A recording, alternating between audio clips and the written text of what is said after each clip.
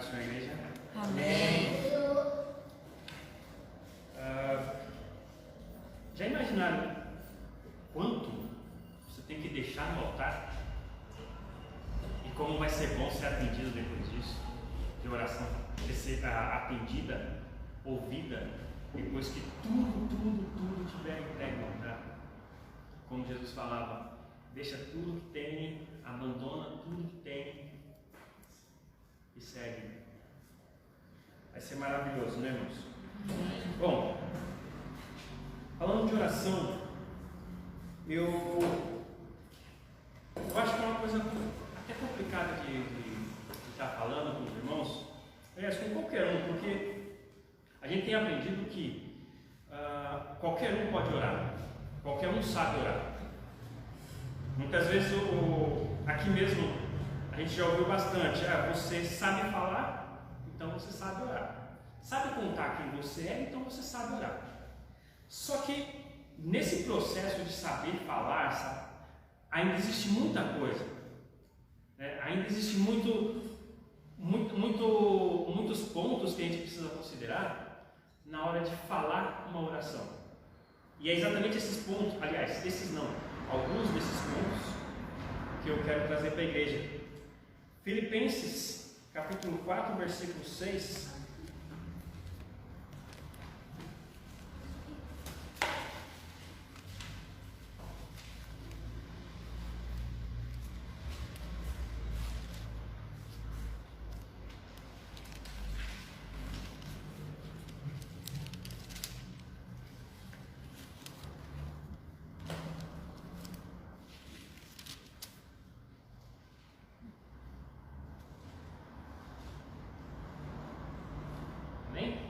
Amém. Um versículo pequeno e já conhecido. Não estejais inquietos por coisa alguma, antes as vossas petições sejam em tudo conhecidas diante de Deus, pela oração e súplicas, com ação de graça. Esse é um versículo que ele me chama a atenção, principalmente o final. Eu gosto desse versículo principalmente por causa do final, por ação de graça, né? Mas os pontos que eu quero deixar aqui para a igreja são do versículo inteiro. O livro de Filipenses foi escrito enquanto ele estava na prisão, no momento de aflição, no momento que ele realmente estava precisando de oração, tanto a oração da igreja quanto a oração dele mesmo pela vida dele. E ele escreveu isso para praticamente todas as igrejas, todas as cartas dele, ele fala sobre oração. E ele fala para entregar diante de Deus os nossos problemas, todas as nossas causas, tantos problemas, sonhos, desejos, trabalhos, a nossa vida em geral. Deixar tudo diante de Deus, né? E o que causa, quando ele começa aqui escrevendo, ele fala de não estejais inquietos. Algumas versões falam não ficar ansiosos, né? Ansiedade, a principal causa dela é a confiança, falta de confiança em algo que a gente não sabe. Então, por exemplo, às vezes a gente vai fazer uma prova e fica ansioso, porque a gente não sabe o resultado, às vezes não estudou direito, vai fazer uma apresentação, às vezes até uma pregação mesmo.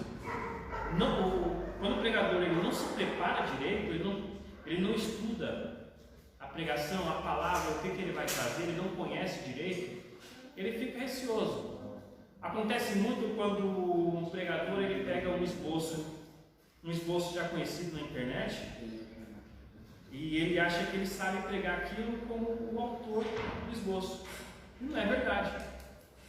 Então, quando a gente não tem conhecimento de causa, quando a gente não sabe como pedir, não sabe o que pedir, às vezes a gente ouve, é só você abrir a boca e orar. Você sabe falar, você sabe orar. Então, mas não é exatamente isso. Eu estou estudando programação e o Edmilson não é mais sabe.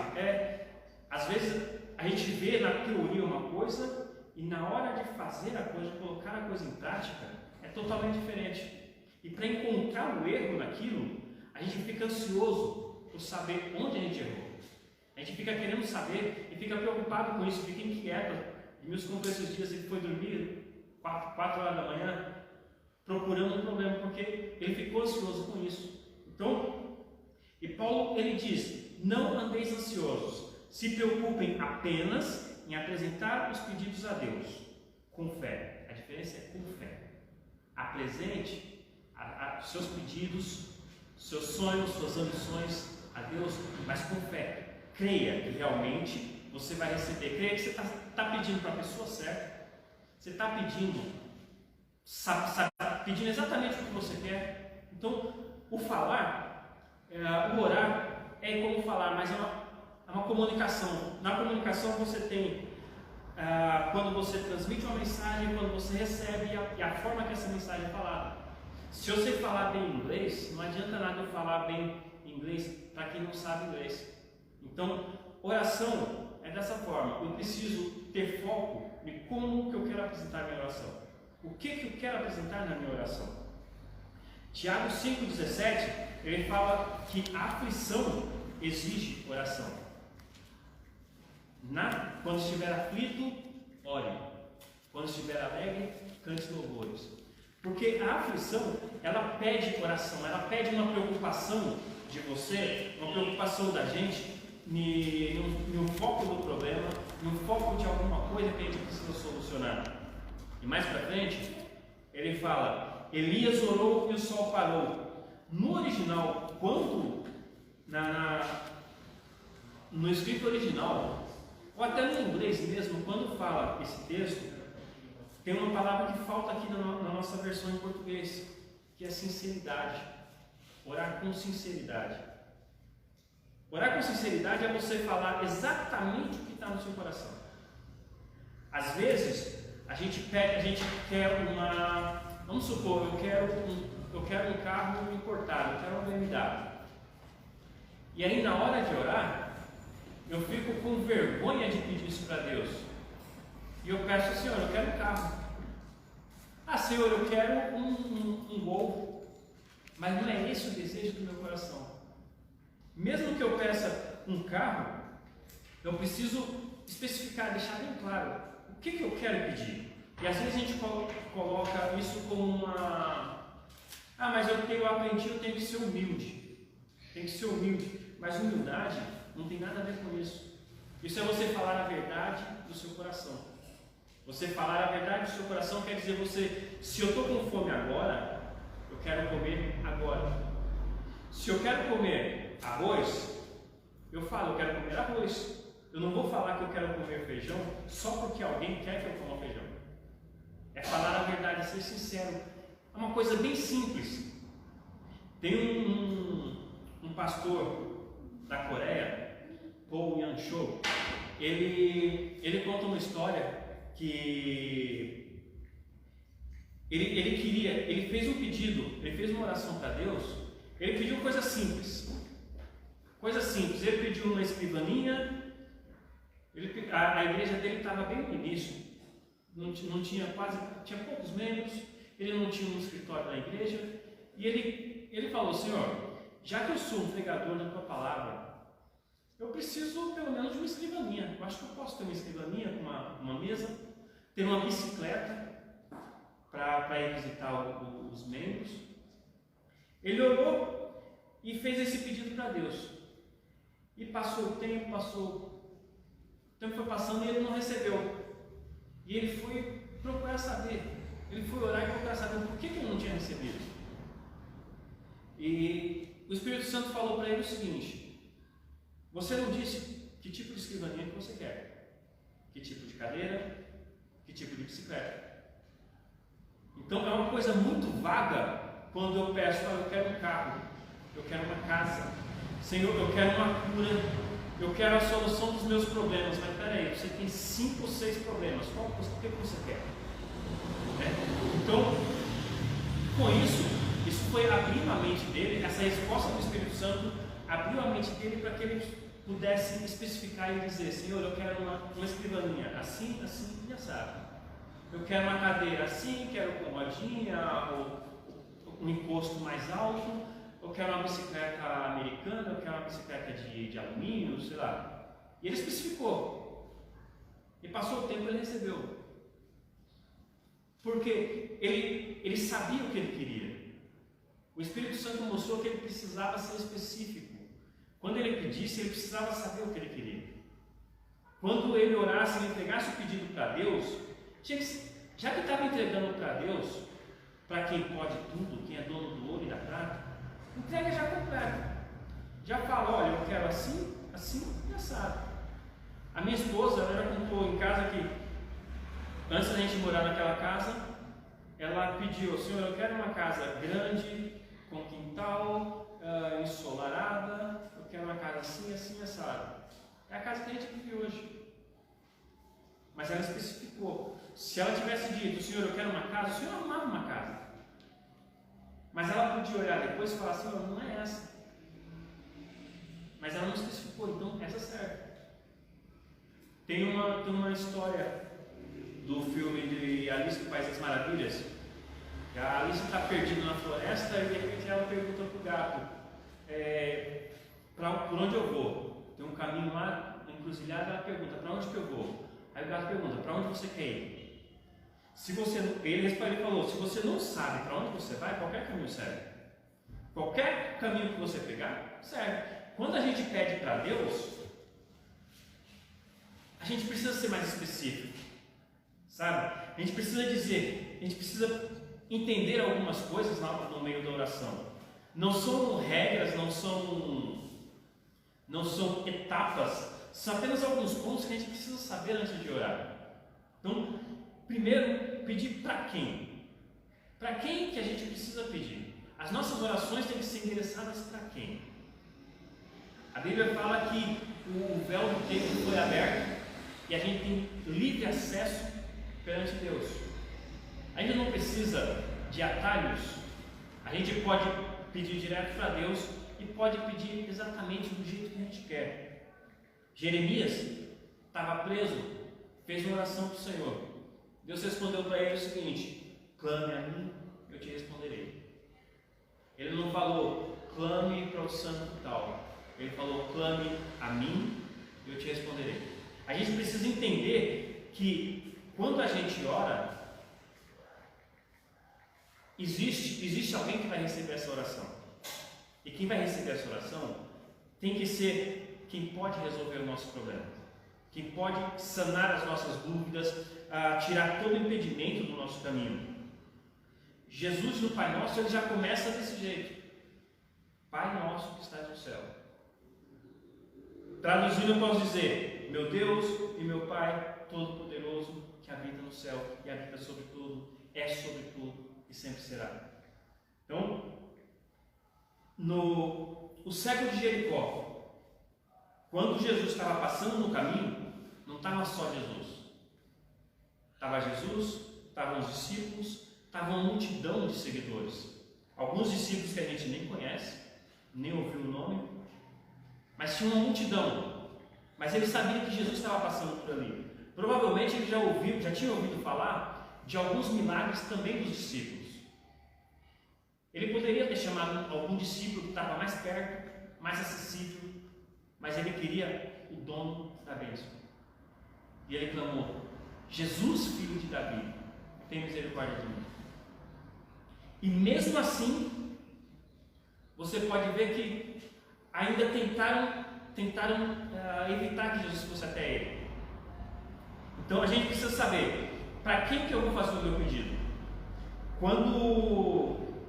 Não sei se vocês viram essa semana, na Índia, os indianos quebrando os deuses deles. Eles têm muitos deuses. Eu acho, se eu não me engano, para cada família tem aproximadamente 100 deuses diferentes. E eles estavam, essa semana, vários vídeos na internet, na televisão, deles quebrando os ídolos. Eles enchendo o caminhão e jogando dentro do rio, o Rio Grande. Vários, tirando folhetos de casa, arrancando os santos da parede, as orações que eles tinham, arrancando das paredes. Tudo isso porque, com a crescente de mortes por causa do coronavírus, Eles pediram e não foram atendidos. Pediram para a pessoa errada. Pediram, endereçaram a oração deles para quem não podia atender. Então a gente precisa entender e saber para quem que eu vou pedir. Esse é um ponto muito importante quando a gente ora. Então, se você quer ser atendido, ore para Deus. Clama a mim, eu te responderei, diz o Senhor. Mateus acrescenta, e quando orares, ainda não fica com muita enrolação, vai direto ao ponto. Senhor, o que eu quero do Senhor é isso, isso e isso. Vai direto ao ponto. Senhor, o que eu quero é essa caneta. Eu quero uma caneta Bic preta. Então não fica enrolando. Senhor, o que eu quero receber do Senhor é algo que eu possa escrever. E quando eu escrever, não vai apagar. E tem uma cor assim mais escura. Não precisa ser vermelha, não precisa ser azul. Uma cor mais escura. Então, fala logo, Senhor, eu quero uma caneta preta. Senhor, eu quero ser curado de tal enfermidade. Senhor, a enfermidade é essa, ela acontece assim, assim e assado. O Senhor sabe? Ele sabe. Ele sabe quais são os seus problemas.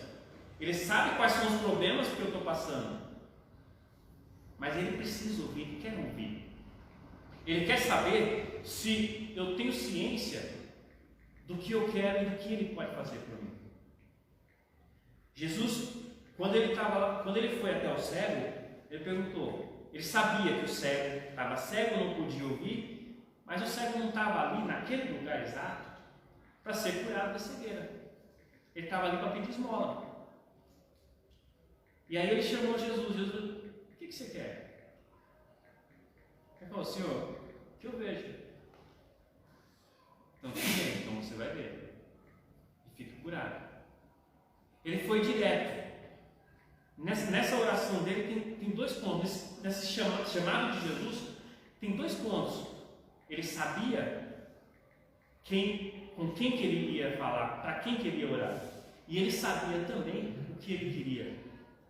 Uma oração que me chama muita atenção, que eu gosto sempre de meditar, é a menor oração da Bíblia, a oração de Pedro. Pedro, quando estava caminhando no meio do mar lá, aí começou a afundar e ele tinha um problema. Foi a menor oração, Senhor, salva-me. É uma oração tão direta.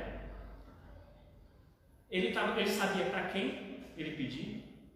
Ele sabia, provavelmente, ele não tinha andado muito, porque a Bíblia fala que quando ele começou a andar, que o vento foi sobre ele, então ele estava mais perto do barco. Ele estava mais perto dos outros discípulos. Mas ele falou, Senhor, salva-me. Ele direcionou a oração dele para quem podia resolver. E ele sabia o que ele queria. Senhor, salva-me. E assim ele foi atendido. É a melhor oração que eu vejo na Bíblia. Existem muitas orações na Bíblia que são fantásticas, mas essa para mim é a melhor. Porque ela é muito direta. Às vezes, eu começo a falar alguma coisa e eu acabo me enrolando no que eu falo também. Esse é um problema meu, de comunicação meu. Mas eu sei que eu devia ser desse jeito. Principalmente nas minhas orações. Eu teria muito mais resposta de Deus, sendo direto, falando, Senhor, o que eu quero é isso, isso e isso. Senhor, eu quero fazer uma prova, me ajuda, Senhor. Senhor, eu quero estudar para a prova e quero aprender e quero passar. Eu preciso dizer exatamente como que eu quero fazer isso, como que eu quero receber isso. E assim, Ele garante que eu possa fazer dessa forma. A mesma coisa acontece quando a gente está num grupo do WhatsApp, normalmente o grupo da família, e alguém põe uma pergunta, põe alguma coisa lá no grupo. E muita gente nem responde, porque não está interessada para ninguém, é para um geral. Então tem gente que não responde. Às vezes, eu mesmo não respondo. Está lá no grupo, está uma citação, está alguém falando para todo mundo. Eu não sei se é para mim. E mesmo que seja para mim, às vezes eu finjo que não é e nem respondo. É normal.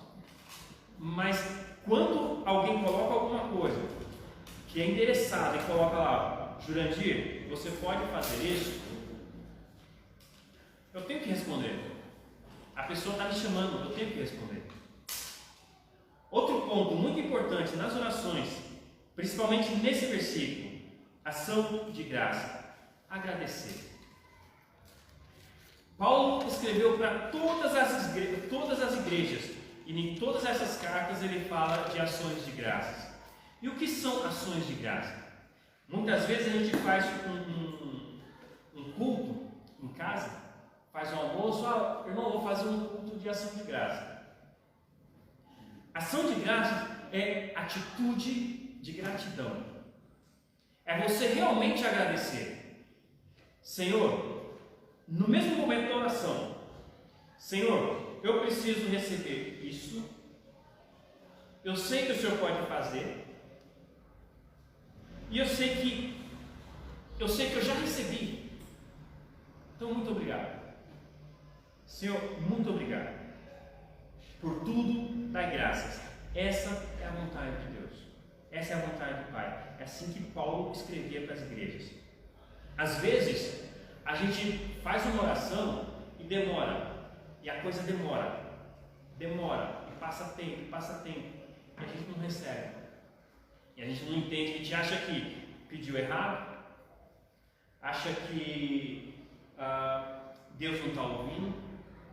E não é nada disso. Às vezes é só o processo. Às vezes existe um processo para a gente receber isso. Quando esse pastor coreano que eu falei, Go Yong-cho, quando ele fez esse pedido, fez essa oração, depois que o Espírito Santo falou para ele como que ele devia pedir, ainda levou um tempo para ele receber. Mas quando ele fez o pedido, ele entendeu que ele já podia concretizar aquilo na vida dele. Ele chegou na igreja e falou, e já contou o testemunho, já ter recebido e como que ele recebeu. Quando ele saiu, alguns irmãos acompanharam ele e falou, ô pastor, a gente vai com você. A gente quer ver a sua escrivaninha, a gente quer ver a sua cadeira e a sua bicicleta. Você recebeu? A gente quer ver. E ele não tinha recebido ainda. Não fisicamente. E aí ele chamou esses irmãos na casa dele, e os irmãos olhou na sala e não tinha escrivaninha nenhuma, não tinha bicicleta, não tinha nada. Aí ele fez a pergunta para os irmãos seguinte: quando você nasceu, quando a sua mãe estava grávida, você já existia. Quando existe a fecundação, então aquele ser, aquela pessoa já existe, só que ninguém vê. Por uns 2 meses ninguém vê e nem sente. Depois disso começa a sentir, mas não vê. Depois de 9 meses é que vai nascer. Então a resposta da oração é exatamente isso. Não que vai demorar 9 meses. Às vezes você pode fazer o pedido aqui dentro, quando você sai, você já recebe. Às vezes você faz o pedido aqui e daqui a 1 ano você recebe. Eu tenho muita coisa para receber, tá? Tá germinando. Eu tenho muita bênção, que eu estou grávido dessa bênção e o processo está acontecendo. Está acontecendo e eu sei que eu vou receber. Sabe por quê? Porque eu sei para quem eu pedi. Eu sei como eu pedi, eu especifiquei. Senhor, eu quero isso. E sabendo disso, eu sei que eu vou receber. É questão de tempo. Eu não preciso esperar muito. Quer dizer, eu não sei. É o tempo de Deus, é o tempo do processo de Deus. É como Deus vai nos tratar para receber isso. Então, e quando a gente sabe disso, quando a gente sabe que a nossa promessa já está praticamente nas mãos, já está construída, espiritualmente, a gente agradece. A gente agradece. É igual quando a gente recebe um presente, aliás, quando alguém recebe a promessa de um presente. O pastor chega para mim e fala: Jurandir, eu vou te dar um presente. Meu irmão, muito obrigado. Eu não recebi ainda, mas eu já agradeço. Esse é o sentido que a gente tem que levar na nossa oração. Senhor, muito obrigado. Eu sei que se o Senhor prometeu, o Senhor é fiel para cumprir sua promessa, sua palavra. Eu vou receber. Então, muito obrigado. Senhor, realmente muito obrigado. Quando eu agradeço, eu declaro para o mundo espiritual que Deus já preparou o que eu pedi, que Deus já está preparando, já está empacotando para levar no correio para mandar para mim. Quando alguém promete um presente, é a mesma coisa, e eu agradeço. Esse é o caminho da oração. Esse é o caminho de você ter a sua oração atendida. Não é só pedir, é saber pedir. Se o pastor sabe muito bem, se um réu está lá, uma pessoa num processo e a pessoa precisa de um habeas corpus, aí você chega com o pedido no habeas datas, resolveu alguma coisa?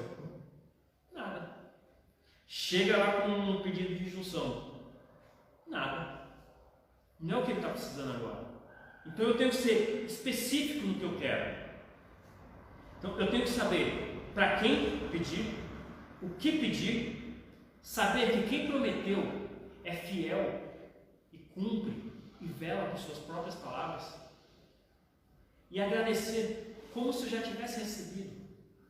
Espiritualmente falando, agradecer por já ter recebido. Então, se Deus não prometeu no carro, às vezes a gente fica pensando: mas Deus não me prometeu nada, eu não recebi revelação nenhuma que Deus vai me dar alguma coisa.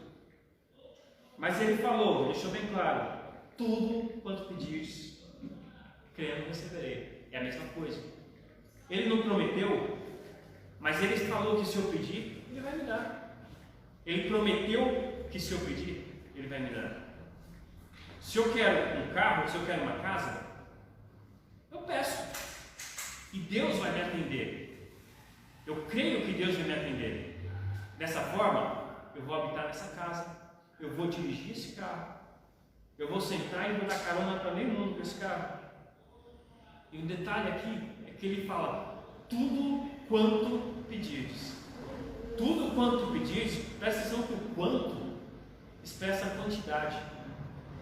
E ele, nessa quantidade, não quer dizer uma, duas, é tudo que você pedir.